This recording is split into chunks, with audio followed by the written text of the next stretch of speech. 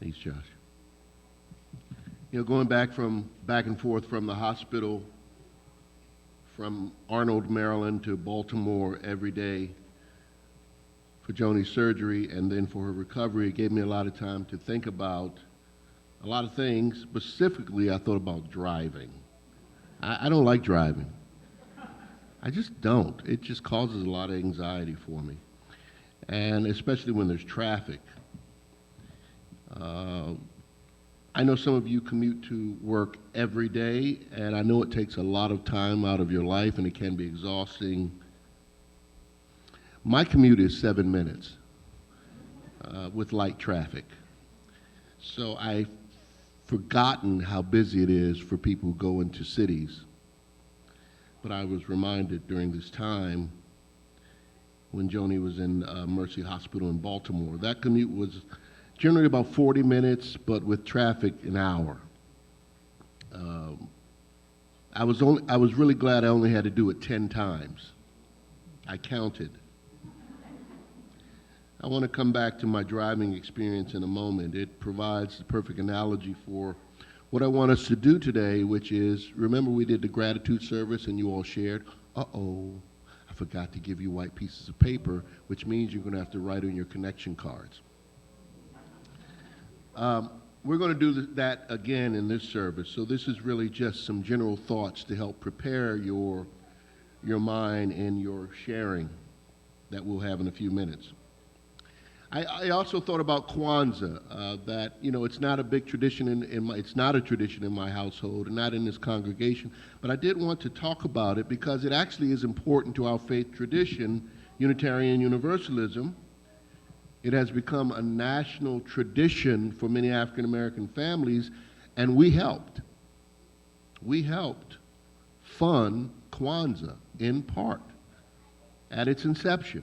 A young, ambitious, African-American, Afrocentric man, Malana Karenga, met some UUs in Berkeley, California, back in 1965. And he wanted to incorporate something symbolic for African-Americans. And he wanted to use the idea from the West African harvest celebrations. And so he came up with Kwanza, and this idea made its way to the UUA in a time where we were going through our own issues around supporting African Americans in our denomination. It's called the Black Empowerment Controversy. And so his proposal came at the right time, and we gave, I'm not sure how much, but we gave funding to help Kwanza. So Kwanza exists in part. We're always in history. We're always just kind of hiding right in the, in the shadows. We might be that secret government thing that everybody's, it might be UUs.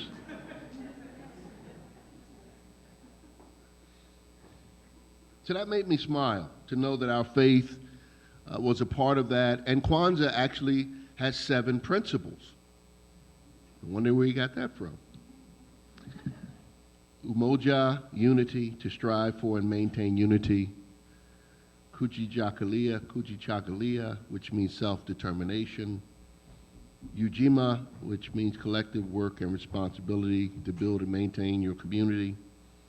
Ujama, cooperative economics, to build and support black businesses and work cooperatively with them. Nia, purpose, to make it our collective vocation to restore the black community. And Kuumba, creativity, to do as much as you can to leave your community more beautiful and beneficial than you inherited it. The 7th principle, Imani, faith, to believe with all your heart that the struggle will lead to restoration and freedom. So it's quite beautiful. And of course, this was a time in the 60s where black nationalism was on the rise. Karenga was a part of black Muslim movement, so you can hear a lot of that in the language. Kwanzaa is also very similar to the Christian tradition of lighting the Advent candles, which ends on Christmas Day, and of course the Jewish tradition of Hanukkah, which lasts 8 days. Kwanzaa starts the day after Christmas on the 26th and goes for 7 days to January 1st. So we are in the 6th principle, Kuumba, creativity, to do as much as you can to leave your community more beautiful and beneficial than you inherited it. So today is the last day of 2023, and we have to think about things creatively and responsibly and what that means for us. Finding creative ways to take care of the people and communities we hold dear, like this congregation, or your family, or your neighborhood, or the county, our state. Taking care of things creatively sounds like being actively involved, and that's true.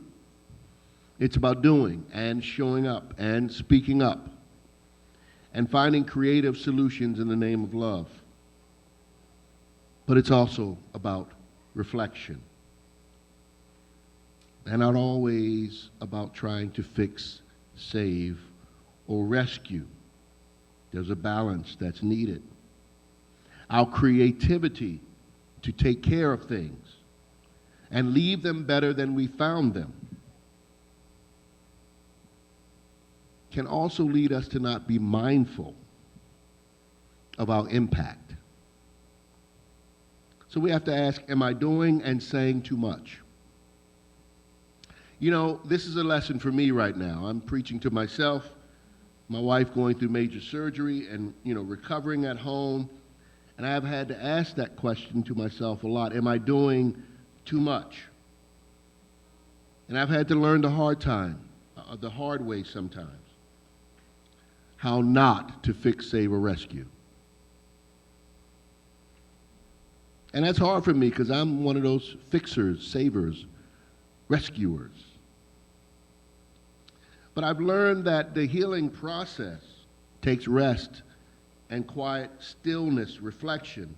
You can't rush that process. You can't force it. Which, as I said, is hard for me because I'm a doer. Let's go. Let's make it happen. Let's go do some push-ups. Let's go. I'm kidding.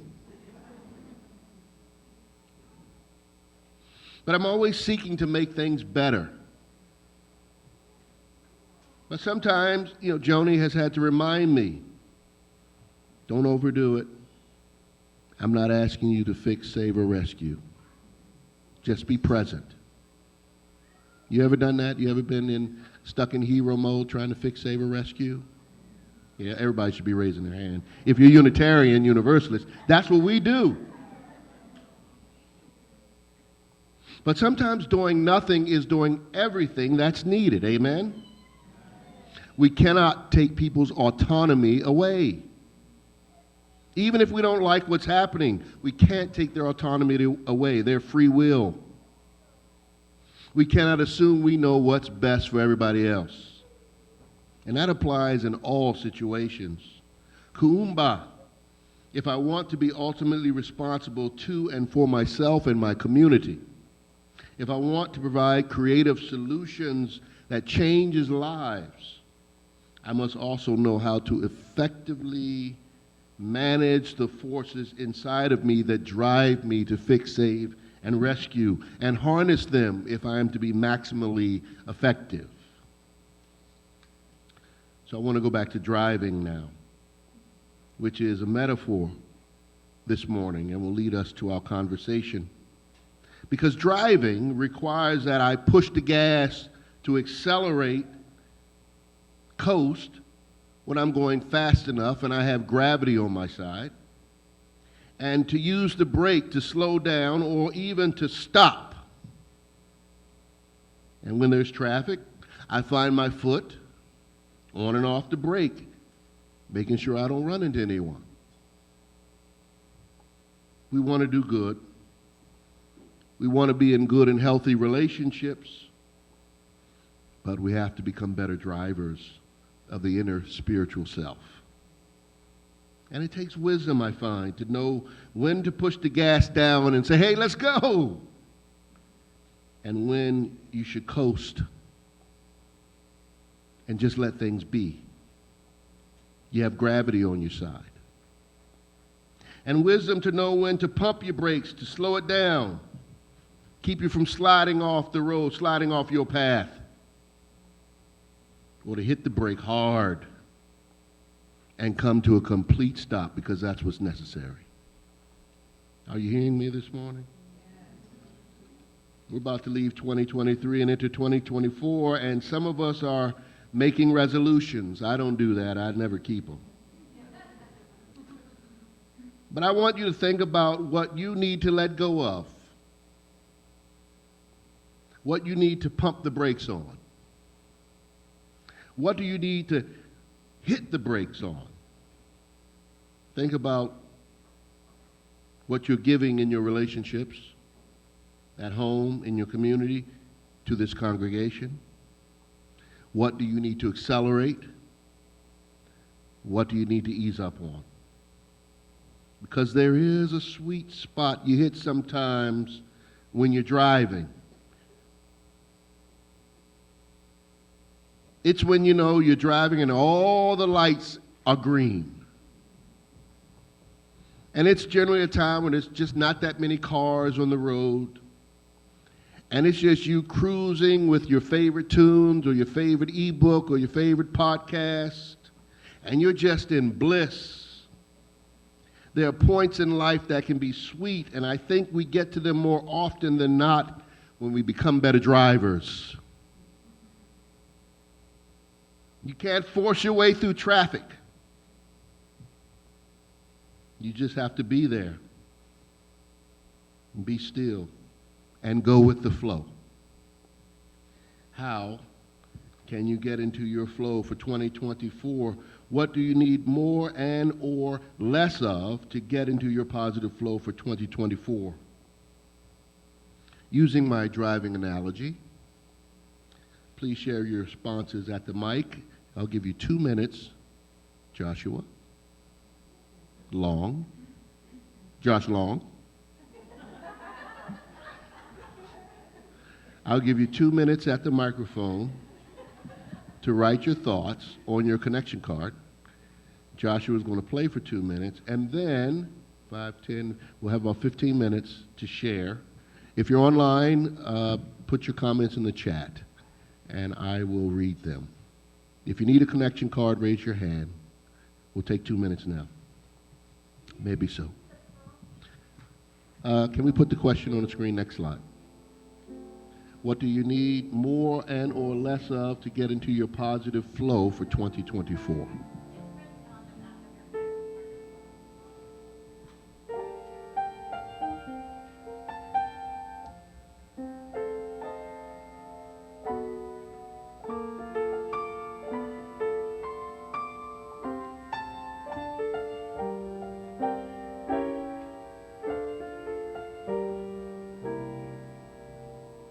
Please come up as soon as you're ready.